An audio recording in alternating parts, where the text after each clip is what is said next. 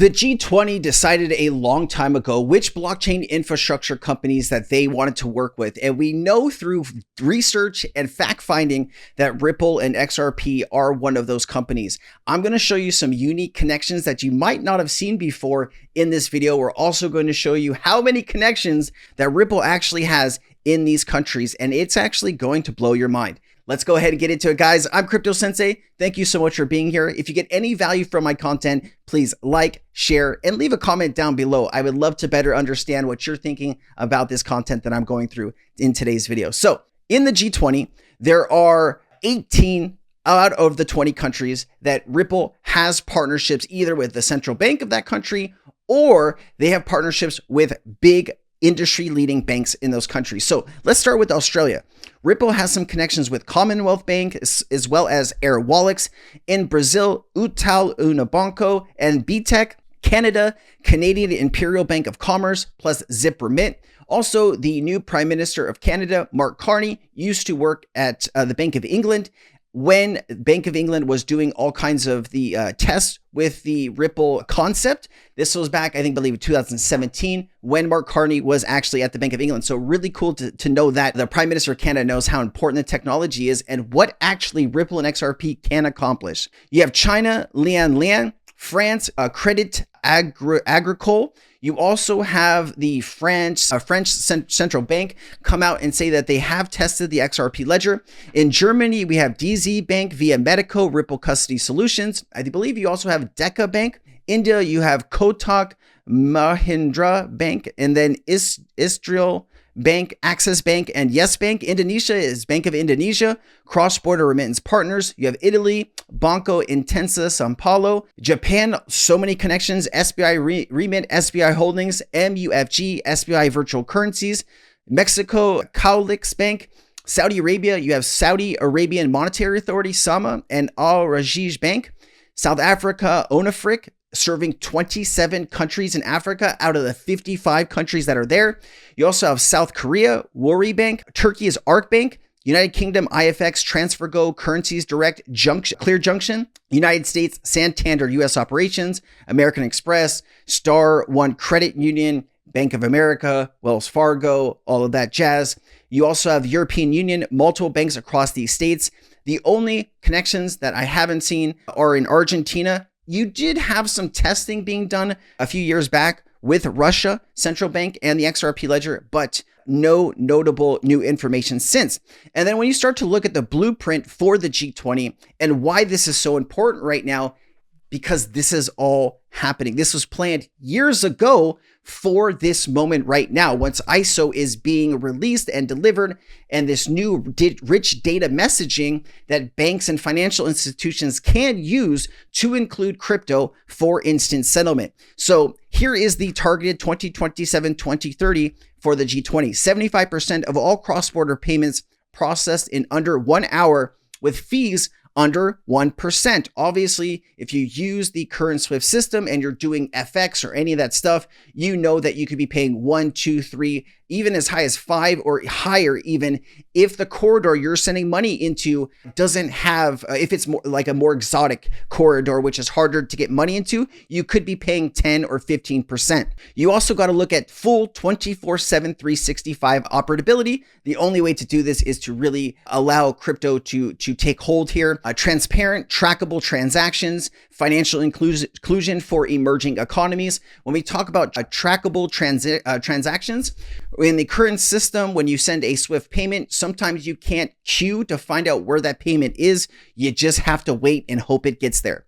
And then also to look, this report names Ripple and Stellar as the top token-based payment solutions. While the world obsesses over ETFs and meme coins, Ripple, XRP, and Stellar XLM are being positioned as infrastructure picks by regulators themselves. Why? Because of ISO compliant, built for battle tested in live corridors, able to meet AML, GDPR, and FATF standards. These are all requirements from different governments. Inside the leaked plan, a convergence of Rails, messaging, and blockchain. A blueprint calls for unified APIs for banks, calls for FedNow and RTP Rails for domestic global integration, ISO, of course, messaging for compatibility, blockchain to cut costs and delays, real-time tracking and identity compliance. You also have why Ripple and Stellar, because the old system can't scale, Swift is outdated, correspondent banking is inefficient, fees, delays, and exclusions are systematic. Ripple offers institutional corridors, on-demand liquidity, and tokenized real estate. Stellar enables low-cost remittances and NGO-friendly rails. Both are already moving money in real time, in real use cases. Both have moved billions and billions of dollars. It says this isn't a pump, it's a pivot to programmable liquidity. A world where stablecoins, tokenized assets, and FX move through interoperable, regulatory compliant DLTs. You think that the XRPL or XLM price is about charts. It's about mandatory utility triggered by global deadlines. The world is ready to reset.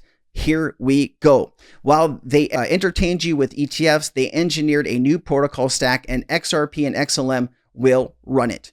And then also we did take a look at some information. What is every connection that you can find with G20 and Ripple? I went through a lot of this information already. What I'm going to do is I'm going to include a link down below. If you're interested in taking a look at this that I've pulled up here, there's so much cool information here. Let me just show you a little bit about what's in here so you know what you're clicking on. It says the G20's payment modernization strategy emphasizes ISO 20022 messaging standards and the adoption of distributed ledger technology for interoperability and efficiency. Talks about stakeholder recognition and industry adoption. Ripple is recognized not just as a potential tool, but as a key agent in the G20's policy level plans alongside Stellar Lumens. The FPC report, shaped by the G20 mandates and supported by institutions such as the Federal Reserve, Swift, Visa, JP Morgan, and global central banks, positions Ripple and XRP at the center of the new global payment infrastructure. It says with over 100 financial institutions have already partnered with Ripple. By now, this number is a lot higher. And then it talks about what the G20's goals are. We talked about this already, and what Ripple and XRP can actually offer. And it says the summary, the G20's official cross-border payment reform agenda for 2027-2030 directly references and aligns with Ripple's technology and XRP as the digital asset. Also, there's a little bit more information here if you're interested. Crypto Eerie posted this. Ripple Tech does not do it alone. She says, see the Financial Stability Board, April 9, 2020, Stage 1 report to the G20. Enhancing cross-border payments requires removing 3 friction points. And those points, it talks about correspondent funding, fragmented data, and legacy techs. The XRP does solve these problems. And you also have the World Economic Forum names XRP as one of the most relevant wholesale CBDC technologies, as well as crypto assets designed for inter or intra-bank payments and settlements. You also have Michael Branch sharing a report. This report suggests that the adoption of XRP and Ripple blockchain-based payment innovation is critical in meeting the G20's cross-border transaction targets. And here is that article. The report suggests that the adoption of XRP and Ripple-backed base payment innovation is critical in meeting the G20 cross-border transactions targets. A lot of this information we've already gone over, so I won't reread it to you. And then there's also this data point that we got just a few weeks ago. This is actually labeled as January 14th, 2025. This is the U.S. Faster Payments Council recommends Ripple XRP and Stellar XLM to meet the G20 target. So you actually have government bodies telling you that how they are going to meet the goals that the G20 set out is they are going to rely on Ripple, XRP, and Stellar XLM to meet these target goals. And so I've shown this in another video. It does talk about accelerate ISO adoption. And at the bottom here, it does talk about partner with fintechs and startups, innovation, cross-border payments such as RippleNet and Stellar. So great to see documents having that same information. And this is also talking about the global regulatory standard, the Blockchain Week in Australia in 2023. But this speaks to a larger thing of what we're talking about here is the adoption of these financial assets by the G20 and so many more. Let me play it. So Raul, we're going to move to you. So we're going to be talking about the global regulatory and compliance landscape. So looking global. So what do you think with the global mindset on, what do you think a regulatory and compliance landscape is evolving in response to our industry growth? Thanks, Alison. Yeah, so if we rewind to maybe 5 years ago when blockchain and digital asset markets became increasingly active, regulators around the world assessed money laundering and terrorist financing risks as the key areas of concern. So this led to the Financial Action Task Force, or FATF, publishing their guidance for a risk-based approach to virtual assets and virtual asset service providers in 2019. That guidance has since been updated to include additional areas, including stablecoins, DeFi, NFTs.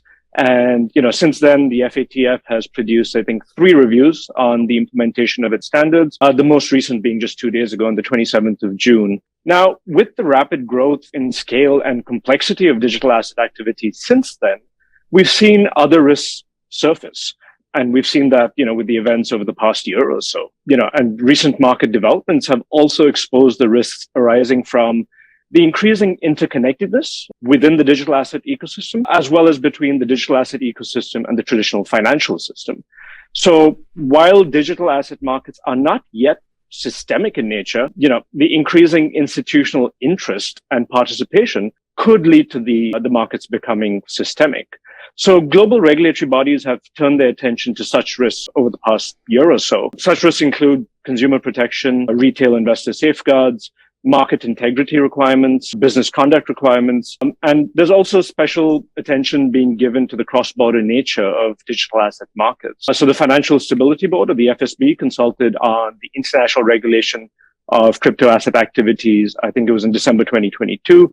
We expect those consultation conclusions, sometime over 2023. The International Organization of Securities Commissions, or IOSCO, has an ongoing consultation, I think, till the end of next month, on policy recommendations for crypto and digital asset markets. Additionally, the G20 finance ministers and central bank governors are looking to establish standards for a global digital asset regulatory framework, and we expect initial proposals around September of 2023. So really quickly, the reason this is so important to work with other countries, especially in the G20, is because there's so much money and trade and different companies working, sending over goods and services and back and forth. There's so much collaboration between these G20 countries, and billions and trillions of dollars flows through these corridors every single year. And if the G20 can upgrade their financial infrastructure to use blockchain and crypto to move value, they know that they can level the playing field for their residents, right? And so I live in the US. What would be cool living here is to be able to send money and not have to pay an arm and a leg to do it. And I feel like a lot of countries all over the world have the same goals. And the reason you want to have the same regulation across all of these different jurisdictions is if you have one country that has stricter regulation than this country, if you try to send value to and from, there might be an issue. But if everybody has the same set of standards and policies, that way money can move around the world with no issues. And that's why working together in the G20 is important. What I want to also add here is this. You ever notice that you see XRP and Stellar mentioned by the World Economic Forum, the BIS, the G20, all of these like the Federal Reserve, these extremely important bodies that basically decide what's going to happen with all of these systems globally? You don't see a bunch of other cryptocurrencies mentioned. Yes, you do see like Bitcoin mentioned, you see Ethereum mentioned, but you also see XRP and XLM Stellar mentioned more than any other digital asset in the world. And I think you need to take that seriously. They're not mentioning those two, just for the fun of it, right? If some people believe that there's going to be a new technology created today that is going to, be better than XRP and Stellar and going to kick them, to the curb. And then these countries are going to use this new technology. But what I want you to ask yourself is this: if you were a government body and for the last 10 years, you've been working with and testing this single technology that basically allows you to move value at the speed of light in 3 to 5 seconds for way less than under a penny, how can you really get better than that, right? Is it going to be like 1 second and it's like 0.00001% of a penny? I mean, really, once you're below a penny, it doesn't matter too much. And banks, have sandbox tested it. They've done all of this, testing with other banks and other fintechs. They're not going to throw away a decade worth of testing for something brand new and adopt it. That brand new thing would have to go through the same amount of scrutiny that XRP and XLM have already gone through. And do you think they have time to start this process over again? I don't think so. Expect that, the global regulatory bodies will continue to develop frameworks over the next year or so. But it's very clear that, a risk-based approach to regulating the sector will be key.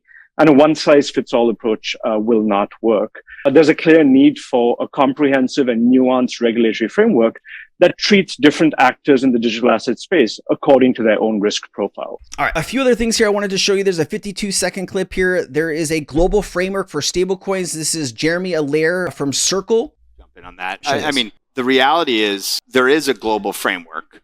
The Financial Stability Board, which is the body of the G20 central banks, finance ministries, came up with a set of recommendations for stablecoin policy, and the G20 adopted it. And now the members of the G20, their financial ministries and regulators are taking those globally agreed upon policy standards and putting them into law. So we actually have a framework that is global that is now being put in place. Now, are there variances here and there? There are, of course, local variances, whether it's banking regulation, insurance regulation, or any other type of financial regulation. There are variances, but it is a global standard. And the global standard, global regulation, you get where we're going here, right? There's only a few more years to complete this entire plan. This is supposed to start rolling, G20 27 to 2030. So over the next 5 years, this will be fully implemented and it will be game on.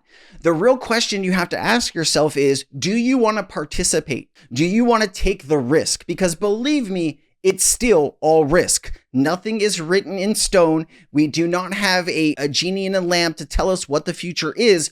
All we can do is our research to better understand what these countries and these G20 bodies are thinking of, what technology they are most bullish on. And it's up to us to take the dive, take the plunge, take the risk. At the end of the day, if you are right on one of these technologies, that could be generational wealth for you and your family if you get it right. That is why if you pay attention over the next few years, this is the time. No one in history has ever had the opportunity that we have right now. Don't blow it. Don't blow it. All right. I'll see you next time, guys. Thanks for being here.